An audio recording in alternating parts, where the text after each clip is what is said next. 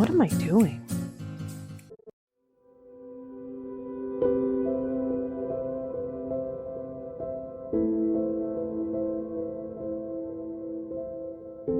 The allure of the daily grind to attain financial success has faded. The thought of climbing the corporate ladder to the top to break the glass ceiling, a goal that was once at the forefront of my mind, no longer serves me. Instead, I've come to see its flaws and detriments. I see the society that we have created around us as simply that, a creation to which we've all collectively said, yes, this'll do. But if you look beyond the man-made structures, busy schedules, mountains of stuff and things we accumulate to give us a false sense of success and happiness, when you look beyond all of that, the earth is screaming at us to remember it and to remember what we once were.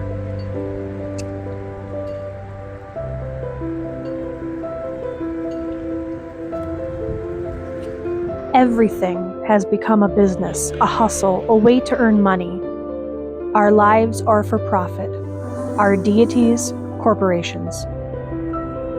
Humans have created a system and an order for everything. There are laws, rules, guidelines, do's and don'ts, and how-tos. But the cracks of a well-intentioned system are starting to show. We are collectively tired. I see it in my own face, and I feel it in my own heart. And every day I ask the question, why am I still part of a system that is no longer serving me? How does one break free? Can we break free? Opting out of this way of life seems to be only a luxury afforded by the very wealthy. We have created a society where money will afford you luxuries like time, space, and movement, while the rest of us have to stick to the endless grind just to keep afloat. Money creates options of an alternative lifestyle, a luxury most can't afford.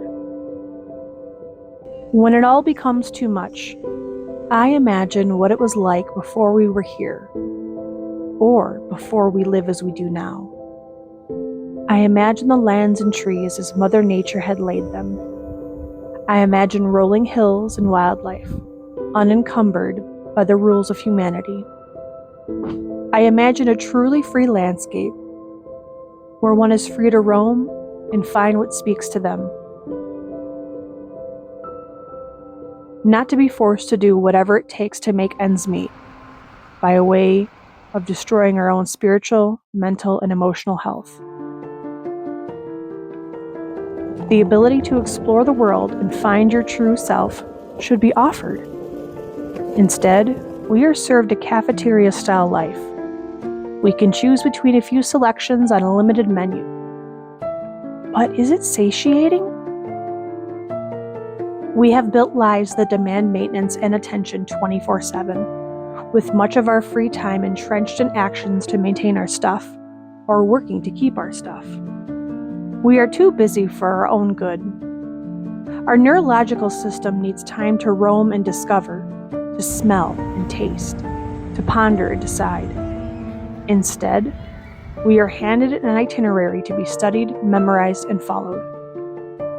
To become someone or something great in this plastic landscape we've built around us.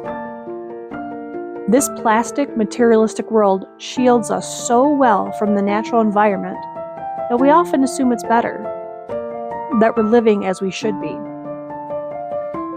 But are we kidding ourselves into thinking what we've built is working?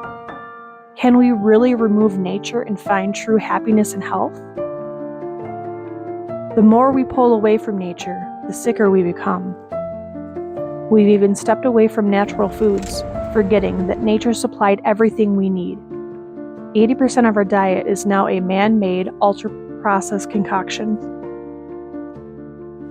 Have we forgotten what nature has provided for us?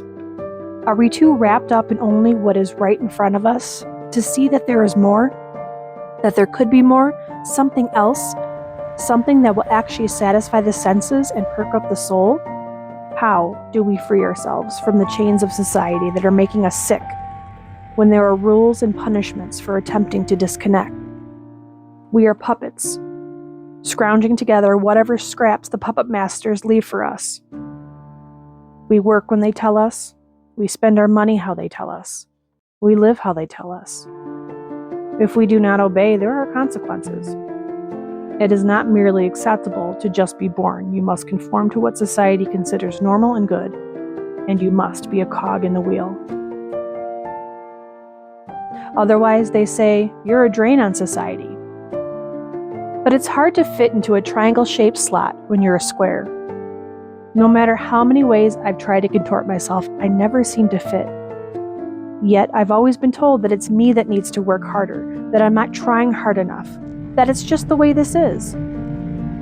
But you see, I'm stronger than that. I refuse to be taken down by capitalism. I will find comfort in nature, in the smell of pine trees, in the songs of a bird, in the puddles of rain.